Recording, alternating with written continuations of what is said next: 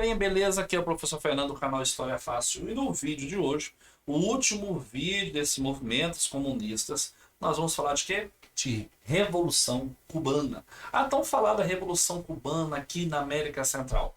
Mas antes de começar o vídeo, não esqueça de deixar o seu like, se inscrever no canal e compartilhar esse vídeo com outras pessoas das suas redes sociais para ajudar o canal a crescer mais e mais e mais. Fui pro vídeo.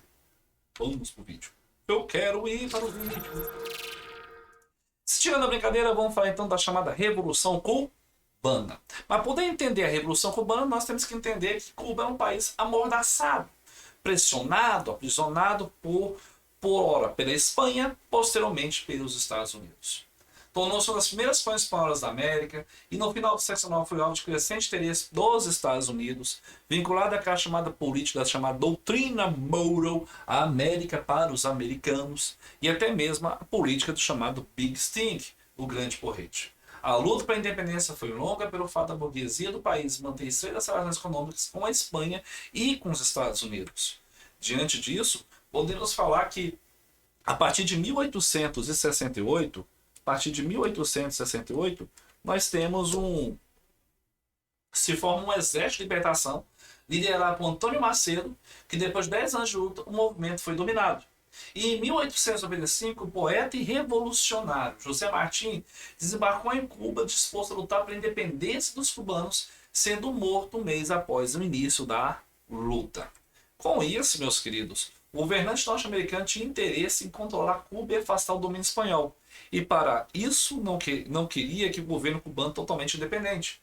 Depois de uma guerra de 3 meses com os Estados Unidos, a Espanha derrotada deixou suas colônias para o vencedor. E a partir daí, os Estados Unidos começou a fazer com que Cuba se tornasse o seu canteiro de obras, a sua ilha particular. Contudo, surge então um ditadura de Fulgêncio Batista, que liderava um grupo de militares que se aproveitou da revolta popular e se passou a ser o homem forte de Cuba. Entre os anos de 1940 e 44, Batista exerceu a presidência de Cuba, consolidando seu poder. Os governantes davam as costas às necessidades do povo, o povo passara fome, concentração de terras, muitos impostos, e assim proporcionando o surgimento de grupos operários e estudantes dispostos a mudar essa situação. Em 44, acaba o mandato de Batista. Só que, no começo de julho de 1955, 82 cubanos partiram para o México e lá se encontraram muitos refugiados cubanos e vários foram recrutados para um movimento de 26 de julho. Entre os novos membros estava o médico argentino Ernesto Che Guevara, mais conhecido como Che Guevara. Na noite de 24 de novembro de 56, os homens do movimento 26 de julho zarparam do México com o objetivo de desembarcar na região oriental cubana e atingir um conjunto de montanhas como Sierra Maestra, ou Serra Maestra, onde começaria o movimento revolucionário contra o governo cubano, que era pró-Estados Unidos. Uma contraofensiva relâmpago de Batista, que mesmo que o mandato dele acabou, ele se tornou ditador. Então fica aí, ele era ditador. Do exército rebelde foi planejada para ser apossado definitivamente da província do Oriente. Em dezembro de 58, a situação do exército oficial é desesperadora e a importante fortaleza de Santa Clara caiu nas mãos dos rebeldes, comandados por Che Guevara em 18 de dezembro e havia o caminho para a tomada do país. Na madrugada de 1º de janeiro de 1959, o presidente fugiu de Cuba, dando por fim à sangrenta ditadura de Batista.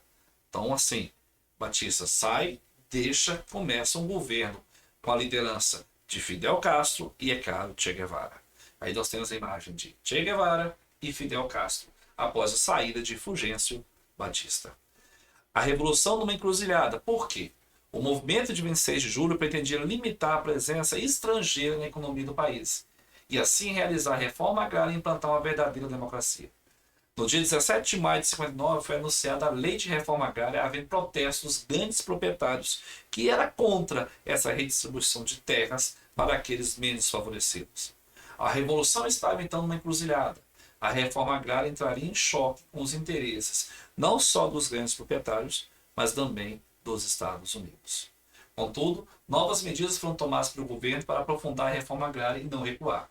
Expropriação das fazendas médias e o maior controle sobre as propriedades estrangeiras, que a sua grande maioria eram norte-americanas. Com isso, meus queridos, os Estados Unidos e a Revolução Cubana, podemos falar que a política de mudanças do governo revolucionário chocava-se com os interesses norte-americanos. E os Estados Unidos não suspende a importação do açúcar cubano, fazendo o que nós chamamos de bloqueio econômico, ou embargo econômico aos produtos de Cuba. Cuba então fica isolada e acaba aceitando o apoio da União Soviética, passando a comprar o açúcar que era rejeitado pelos Estados Unidos. Em abril de 61, o presidente John F. Kennedy ordena o ataque a Cuba, tendo porém um completo fracasso. No dia 1º de maio de 61, em resposta à agressão dos Estados Unidos, Fidel Castro declarou que Cuba se tornaria o quê? Um país socialista. O bloqueio econômico então estabelecido pelos Estados Unidos acarretou grandes dificuldades para os cubanos.